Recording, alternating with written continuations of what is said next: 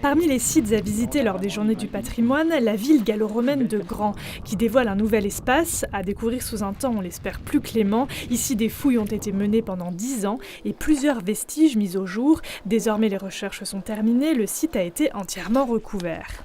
Lorsqu'on a un patrimoine de cette importance, il est très difficile de le protéger.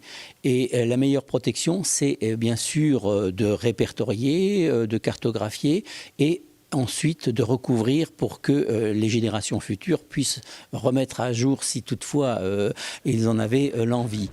Le visiteur peut tout de même déambuler dans un jardin archéologique. Le site a été mis en valeur avec un aménagement paysager.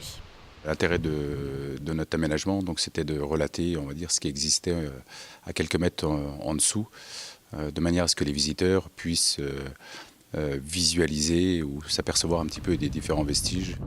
Ici se trouvait une grande galerie de 6 mètres de large, évoquée par ces colonnes, probablement l'entrée de thermes, dont l'eau provenait d'une conduite hydraulique.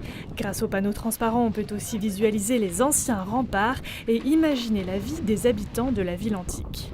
Au travers de cette fouille, on a apporté beaucoup d'éléments sur un espace très important au centre de l'agglomération antique, entre le rempart, l'une des portes principales de cette agglomération, et puis les thermes de l'amphithéâtre, avec aussi beaucoup d'informations sur la vie quotidienne, puisqu'on a recueilli des milliers d'objets. Statuettes de dieux, cadenas ou semelles de chaussures, ces objets sont désormais visibles au centre d'exposition de la Mosaïque, à découvrir donc à l'occasion des Journées du patrimoine. Le jardin archéologique sera ouvert ce week-end avec une visite prévue le dimanche après-midi.